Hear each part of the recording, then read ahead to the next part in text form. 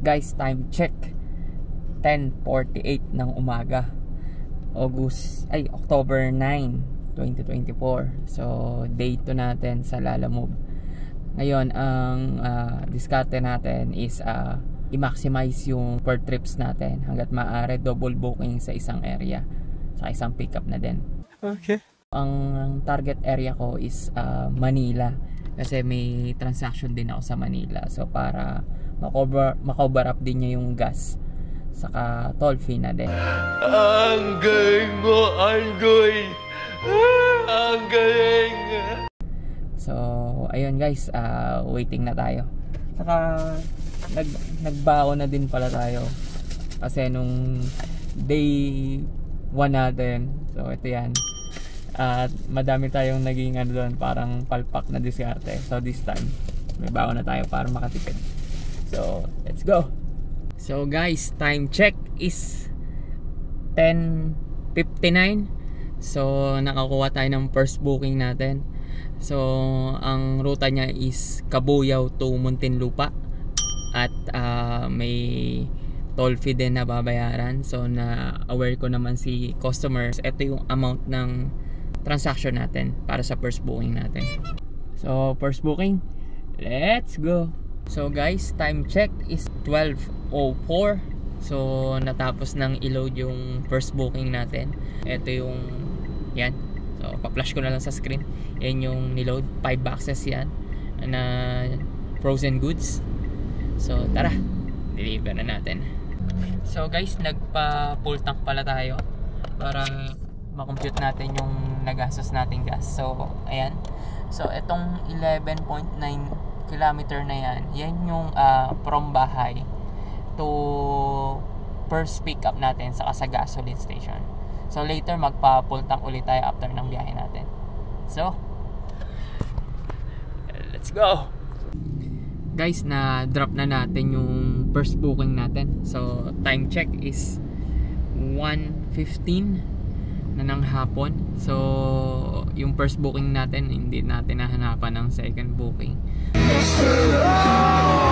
So ang araw ngayon is Thursday. Hindi ko sure kung bakit. Naghahanap kasi ako ng Cabuyao din to Muntinlupa, kaso walang lumalabas sa booking natin eh. Pero ngayon nasa Muntinlupa ako. So waiting tayo maghanap ng booking pa Manila kasi tingin ko dun mas marami, saka may transaction ako dun eh. So ulitin ko lang, time check uli is 1:15 or 16 na ng hapon. So balik ako pagka may nakakuha akong booking ng pangalawa o kaya pangatlo, kung makakadali tayo ng double booking. So let's go. So guys, time check is 2:51 na ng hapon. So update ko lang kayo sa mga nangyari ha. So nandito na ako sa pangatlong booking natin. Then nakakuha tayo ng from Makati to Manila. Sakto dun, malapit na din dun yung transaction ko. Then yun nga, ang fee niya is eto, yan. Meron din akong another natuklasan kay Lalamove kasi nung nandun ako sa may Muntinlupa, walang pumapasok sa akin na booking. So nakarating ako ng Makati, rolling ng rolling. Bala ko sana nga diretsuhin na pa Manila. Kaso naisipan kong i-on and off yung sa Lalamove driver app. So pagka ganun ko, biglang dumami yung yung mga nagbo-book. Sabi ko, walan Diyo, ganun pala yun. Mukhang nakachamba ka. So ito yung sample, pakita ko sa inyo. So ayan ha, yan yung mga sample ng book. As in sobrang dami talaga. Huwag nyo na lang pansinin yung abono. Sa yung mga abono na yan, scam yan eh. So yan yung sample. So second day natin, so deliver na natin yung second booking natin. Let's go. So guys, time check is 4:20 na ng hapon. Na-i-drop na natin yung pangalawang booking natin. Then yun nga, ang hirap. Ginusto mo yan eh. Kasi frozen goods yung pangalawang delivery ko. Ang bigat nung kinarga ko sa sakit. Buti may tumulong sa akin. Although meron naman siyang handling fee, yun yung kagandahan. Tapos ang nangyari, di ba, papunta na ako sa drop point. Ito namang si Waze, niligaw ako. Galing ah. Actually, kasalanan ko naman. In 300 meters, Parang turn right on Delpan Service. kalahati siguro. Then stay to the left. Sabihin na nating 75% kasalanan ko.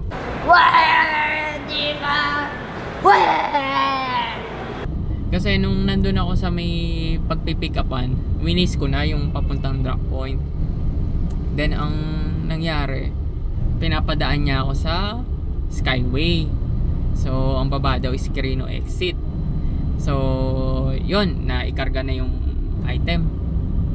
Putek, nung paglabas ko, akala ko yung napasukan kong Skyway na entry is pa Manila.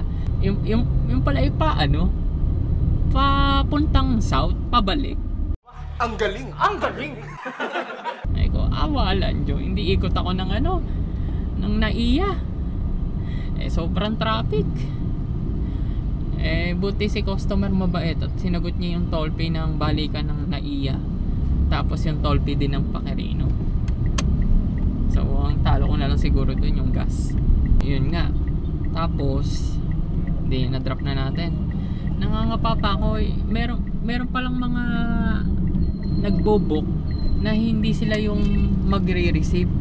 Saka hindi rin sila yung nag-pick up. Kumbaga pangatlong third person pa ang nangyari kasi sa akin, yung nag-book pipick upin ko ibang tao, tapos yung pagdadropan ko iba na namang tao.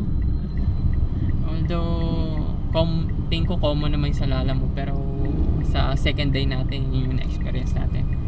Tapos pangalawa pa, si customer naman, ang pambayad is GCash. Ang tagal magbayad. Nang tinapa. As in, pag ginawa ko, iniwanan ko na doon. Tapos hindi ko pa ino-complete yung order kasi pag inintay ko doon, sasayang ng oras eh. Ang traffic dito sa Manila, time check is 4:20. So okay naman so far kasi may transaction ako dito sa Manila. Ang mangyayari, na-cover up niya yung toll fee ko, saka I think gas na rin. Pero ang problema, takot na takot na kung anik-anik. Tapos dalawang trip pa lang tayo. Umalis tayo sa atin mga 11 na ata. So mag-alas 4 na. Medyo mahina pa rin diskarte natin, pero I think okay naman kasi na-cover up niya yung mismong gas natin. Kasi papunta naman tayo talaga dito sa Manila. Kasi nga susunduin natin si Jowa. Ayan, nandito siya sa Manila eh. Hindi natin siya kaysa mag-toll fee pa tayo saka mag-gas. Di diskartehan na lang natin. Diba? Sana tama itong dinadaanan ko. Ayun, tama. Ayun, mali pa na. Turn right. Mali. Mali ako.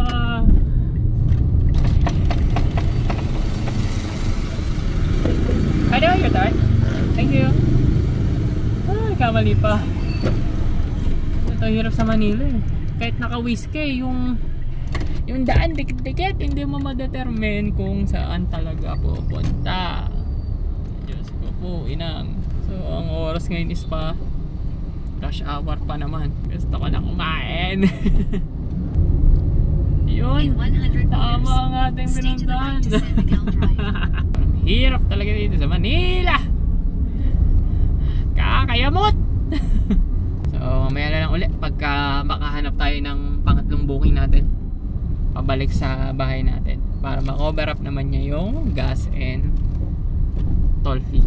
I think magdadalawa o tatlong booking tayo para lang ma-cover up yung In 1.1 kilometers, gas natin. turn left on Juan Luna. O swerte na lang tayo, yung pick up natin is malapit lang din doon sa area ng pag-pick upan ko YGF. Tapos yung drop point is bahay lang din namin. I mean sa area ng bahay namin. So let's go! So guys, time check is 4:49 na ng hapon. So nakarating na tayo sa pick up point ni Jowa. So sobrang traffic din sa Manila. Sobrang mahalas mo sa buhay. Tapos yung mga driver, ibang klase talaga, ibang klase. So yun na nga, from middle lane to kanan, kasi may nakita siyang pasahero. Abay, matutulin kami, biglang gumagano na. Ibang klase talaga mga jeepney driver dito sa Manila. Well, anyway, siguro dati na yun. So, syempre, hindi pwedeng wala tayong pasalubong kay Jowa. At ngayon lang natin siya makikita. Ito pasalubong natin. Buko Pie from Cecilia. Shoutout Cecilia. Baka naman, charot. Peace. So, see you later. Bebe time muna.